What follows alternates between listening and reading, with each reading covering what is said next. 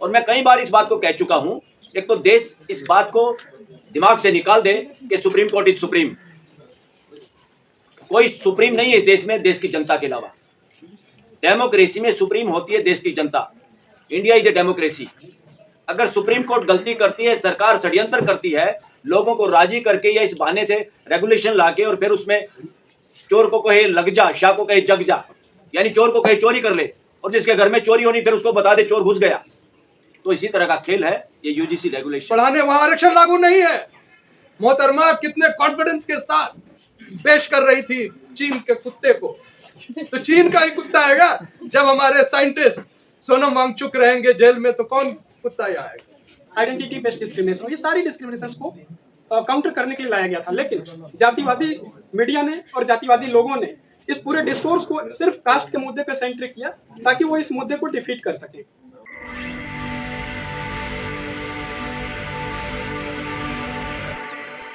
साथियों, UGC regulation देश की जरूरत थी। कोर्ट के इंटरवेंशन के बाद वो सामने आई, मगर उसमें भी काफी खामियां थी। मगर उससे भी ज्यादा जुल्म ये हुआ कि देश की सुप्रीम कोर्ट ने इतना जल्दबाजी में उस पर स्टे कर दिया। जो रेगुलेशन सुप्रीम कोर्ट के इंटरवेंशन के बाद आई, उस पर सुप्रीम कोर्ट खुद स्टे करे और वो जज करे जो उसमें शामिल था, चीफ जस्टिस सूर्यकांत।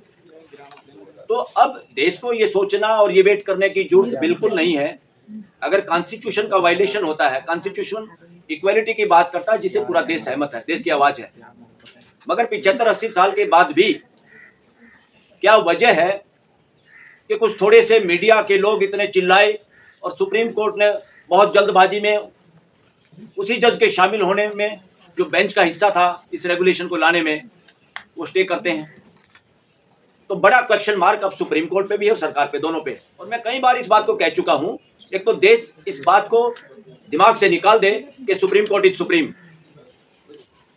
कोई सुप्रीम नहीं है इस देश में देश की जनता के अलावा।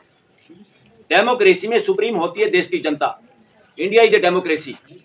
अगर सुप्रीम कोर्ट गलती करती है, सरकार षड्यंत्र करती है, लोगों को राजी करके या इस बहाने से रेगुलेशन लाके और फिर उसमें चोर को कहे लग जा, शाह को कहे जग जा, यानी चोर को कहे चोरी कर ले और जिसके घर में चोरी होनी फिर उसको बता दे चोर घुस गया, तो इसी तरह का खेल है ये यूजीसी रेगुलेशन। उधर से एक रेगुलेशन बनता है, दूसरी साइड में सुप्रीम कोर्ट उस पर स्टे कर देती है।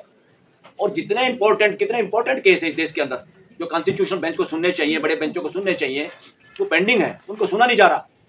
और आज ही किसी हमारे एक एडवोकेट साथी ने इस तरह की बात कही कि अडानी और अंबानी के केस आप जल्दी सुनते हो, तुरंत लगा देते हो, और देश की जो जरूरत है कोलिजन सिस्टम को धराशायी करके जो NJAC कानून आया था उसकी आप सुनवाई नहीं कर रहे। तो बहुत अटपटी, बहुत रिएक्टिव भाषा में चीफ जस्टिस का बयान है जिसकी हम भर्त्सना करते हैं, पूरा देश भर्त्सना कर रहा है, सभी एडवोकेट भर्त्सना कर रहे हैं। हो सकता है हम इसमें ओपन लेटर भी दें।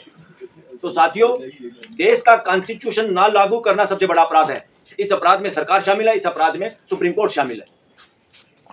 अब तक ये देश डरता रहा कि हाई कोर्ट सुप्रीम कोर्ट के खिलाफ बोलेंगे कंटेम्प्ट हो जाएगी। अरे भाई, हाई कोर्ट और supreme court is duty bound कि इस देश के लोगों के फंडामेंटल राइट की सुरक्षा हो, देश संविधान के हिसाब से चले।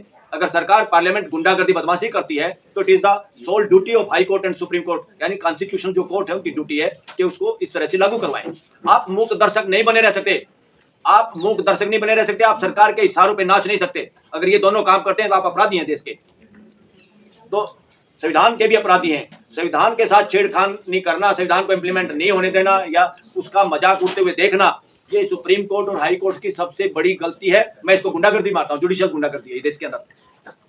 अब जिसको देश के लोगों के फंडामेंटल राइट बचाने हैं वो ना बचाए और देश को डराए या देश डरे कि बोलना भी नहीं है, बोले तो कंटेम्प्ट ऑफ कोर्ट आ जाए। ऐसी कंटेम्प्ट ऑफ कोर्ट अब देश के जूते की नोक पे है। आप देश की जनता को, लोकतंत्र में देश के लोगों को कंटेम्प्ट ऑफ कोर्ट से नहीं डरा सकते। The court is not a court of king, it is a court of a democratic country, it is a court of people, it is not court of chief justice और any जज और any government. तो साथियों, इसमें जो अब कम से कम देश का अब समय है, देश के लोग ये ना सोचें कि खाली कोई पॉलिटिकल पार्टी आपके लिए सामने आएगी या खाली कोई खास नेता लोग आपके सामने आएंगे। जब सुप्रीम कोर्ट से भी न्याय पूरी तरह नहीं मिले और महसूस ना हो देश की जनता को, तो देश की जनता को खुद आना पड़ेगा। देश की अदालत सबसे बड़ी अदालत है, देश के लोग सर्वोपरि हैं। संविधान से भी बड़ी कोई चीज है तो देश की जनता है सामूहिक तौर पे। तो साथियों, जो कॉल किया जा रहा है समता संघर्ष समिति की तरफ से हम सब इस संघर्ष समिति के साथ हैं, इसके पार्ट एंड पार्सल हैं। देश के लोगों को जागरूक करने में, हैंड होल्डिंग करने में हम अग्रणी पंक्ति में रहेंगे और लोगों से भी अनुरोध करते हैं किसी भी तरह का डर अपने दिमाग से निकालिए। बहुत सारे लोग डरेंगे, सरकारी नौकरी है, बहुत सारे युवाओं को डराया जाएगा तुम सरकारी नौकरी नहीं लग पाओगे अगर आंदोलन में शामिल होते हैं तो। बहुत सारे लोग इसलिए डर जाएंगे बेचारे कि पीले कार्ड, लाल कार्ड, कोई निःशुल्क राशन उनको मिल रहा है। हम बार बार कहते हैं जो कुछ मिल रहा है ये देश का है, किसी के बाप का नहीं है। हमने तो प्राइम मिनिस्टर को भी इसमें लिखा था, ट्वीट किया था, ये नॉनसेंस करना बंद कर दो देश के अंदर। ये मुफ्त राशन किसी के बाप का है क्या? प्राइम मिनिस्टर के बाप का राशन है क्या? ये देश का राशन है, देश के लिए है, देश के द्वारा उगाया हुआ है, देश की धरती पे उगाया हुआ राशन है। किसी को भी, हर एक को राइट टू लाइफ है, कोई भी भूखा ना मरे, इसकी जिम्मेवारी पूरे देश की जनता की सामूहिक है। ये हमारा परिवार 145 करोड़ का, 145 करोड़ के परिवार को बांटने में वर्णवाद हावी रहा है, सफल रहा है 80 साल के बाद भी। तो वर्णवाद के नाकों में नकेल डालना देश की जनता का काम है, 145 करोड़ लोगों का काम है। आज फिर वर्णवाद हावी है। आप देख रहे हैं ना कि सरकार कैसे तुम बचा के भागी है और कैसे उसमें सुप्रीम कोर्ट ने कॉग्निजेंस लिया है। इससे साबित होता है, मैं बार बार कहता हूं, देश की हाई कोर्ट और सुप्रीम कोर्ट पे वर्णवाद का कब्जा है। इस कब्जे को हमें तोड़ना है, मिल के तोड़ना है। जब तक ये कब्जा नहीं तोड़ेंगे इस देश के अंदर वर्णवाद हावी रहेगा। तो इन सब बातों को ध्यान में रखते हुए जो भी प्रोग्राम है 25 तारीख को, उसमें आप लोग सब आइए। पूरे देश के लोगों को आह्वान करते हैं इस तरह के प्रोग्राम देश में भी करिए। जितने जागरूक सिटीजन है, ये कुछ लोगों की जिम्मेवारी नहीं, ये ऐसा काम है जिसमें हम सबको बढ़ चढ़ के हिस्सा लेना चाहिए। और सुप्रीम कोर्ट में जब जब गलत काम होगा या जब जब गलत काम हो रहा है, हम आवाज उठा रहे हैं और इससे भी ज्यादा पुरजोर आवाज उठाएंगे। और देश को कंटेम्प्ट ऑफ कोर्ट से डरने की जरूरत नहीं है।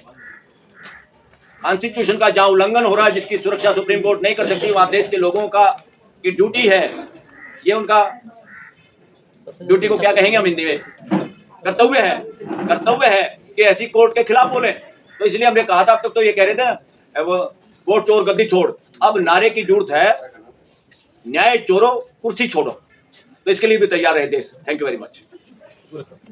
आज जहां हम बैठे हैं, अभी वक्तव्य हमारे साथी ने कहा कि एक वाइस चांसलर को लग रहा है कि परमानेंट विक्टिमहुड यानी विक्टिम कार्ड खेला जा रहा है। हमारे साथी रतनलाल जी की बात को आगे बढ़ाते हुए, लड़ने वाले लोग हैं लेकिन आज विक्टिम की बात वो खुद भी बोल रहे हैं।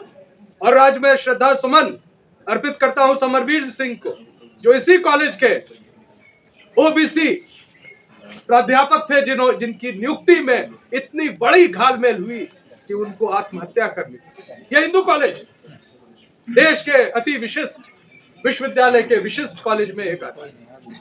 तो वाइस चांसलर महोदय, आपसे मैं केवल यह विनती करना चाहूंगा कि आपने तो बड़ी आसानी से विक्टिमहुड का कार्ड बोल दिया, लेकिन उसी क्षण आपने सवर्णों के विक्टिम को बड़ी आंसू बहाते हुए जो कहा, वो देख के लग गया कि आप आरएसएस की असल मुखौटा है, जिसको रखा गया है ऐसे संस्थानों में, जिनको लगाया गया है खेल रचने के लिए कि देश का संसाधन लुट जाए, शिक्षा समाप्त हो जाए और चाहे लोगों का भविष्य अंधकार में हो जाए, लेकिन इनकी नैरेटिव अलग दिशा में चलती रहे। अभी हम लोग तुरंत देखे एआई समिट हुआ है, वहां देखे ना वो गलगोटिया यूनिवर्सिटी, जिसको लंगोटिया यूनिवर्सिटी नाम दे दिया गया है, पढ़ाने वहां आरक्षण लागू नहीं है। मोहतरमा कितने कॉन्फिडेंस के साथ पेश कर रही थी चीन के कुत्ते को। तो चीन का ही कुत्ता आएगा जब हमारे साइंटिस्ट सोनम वांगचुक रहेंगे जेल में, तो कौन कुत्ता यहाँ आएगा? और कोई वो कुत्ता लाने वाले कौन कुत्ते हैं वो भी हम लोग समझाते हैं। तो ये तीव्र भर्त्सना की जानी चाहिए वाइस चांसलर महोदय के उस वक्तव्य का। This is not permanent victimhood, this is happening. ये सही बात है। देश के उच्च संस्थानों से लेकर और गरीब लोगों के जो छोटे स्कूल और छोटे विद्यालय है, सब जगह आपके द्वारा और इस खास तौर से आरएसएस के शासन में आने के बाद एक जबरदस्त मुहिम जातिवादी और मनुवादी के आधार पर चल रही, और उसका शोर हम लोग देखे कहा उस दिन थाने में नारा क्या था, ब्राह्मणवाद जिंदाबाद। मैं ओबीसी साथियों से पूछना चाहता हूं, जाति की बात कहते बहुत अधिक शिकायत नहीं थी, ब्राह्मण जिंदाबाद कह देते, ब्राह्मणवाद जिंदाबाद था वो। उसका मतलब तुम्हारे सर पे पैर रखा जाएगा, मुंह पर थूकेंगे और तुमको चाटना होगा, क्योंकि हमने सत्ता भी हथिया ली है बेईमानी से और संस्थानों को भी हथिया लिया है बेईमानी से। ये हो रहा है। हमारे देश के ओबीसी जल्दी जगते नहीं है। डॉक्टर रतनलाल ने कहा था कि उठ जाएंगे तो क्या होगा, फिर सो जाएंगे, लेकिन उनको इस बार जगना होगा। इसलिए जगना होगा भाइयों, एक बार मंडल कमीशन जब लागू हुआ था तो उनको पता भी नहीं था। हमारे गुजर भाई, कई जगह जो पश्चिमी उत्तर प्रदेश के जाट भाई विरोध कर रहे थे। IMNT मंडल लगा के, जो लोग उस समय के दृश्य को देखे होंगे उन्हें याद होगा। आज उसी आरक्षण के बल पर बड़े जगहों पर है, लेकिन उस आरक्षण को खत्म किया जा रहा है। They have been turned into EWS। EWS 2-3 साल नहीं हुए हैं कि उसमें आपको दिया जा रहा है बैकलॉग, और OBC के आरक्षण 2008 से है, उसमें उनको नजर ही नहीं आ रहा है क्या? मुकम्मल रूप से 2008 से था, उसमें भी NFS। आप देखिए, अभी एक हमारे छात्र सोशल मीडिया पर वायरल किया है, रतन लाल जी के शिष्य, एक जगह रिटन टेस्ट हुआ, फर्स्ट 2 में वो आए, 2 पोस्ट था, और इंटरव्यू के बाद उनको नहीं सिलेक्ट किया गया। किसको किया गया? जो न JRF था, न नेट था, और न ही PhD था। कानून को धता बताकर, संविधान को लात मार करके शासन कर रहे हैं। वो तो वोट चोरी में देख ही लिया है, SIR में देख ही रहे, लेकिन अब ये संस्थानों में खुले और नंगे रूप से, और प्रधानमंत्री क्या कहते हैं, नंगा हो गया।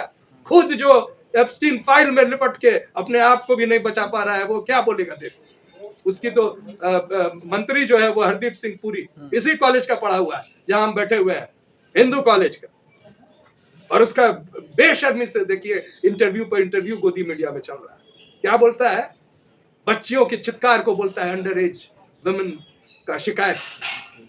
रूह कांप जाता है जो वो वीडियोस वायरल हो रहे हैं सारे इंस्टाग्राम और अलग अलग जगह पर। लेकिन ये राक्षसों का समूह है, ये पिशाचों का समूह है, ये RSS है, और इसकी यही डिजाइन, और इसी तरह ये काम करते हैं।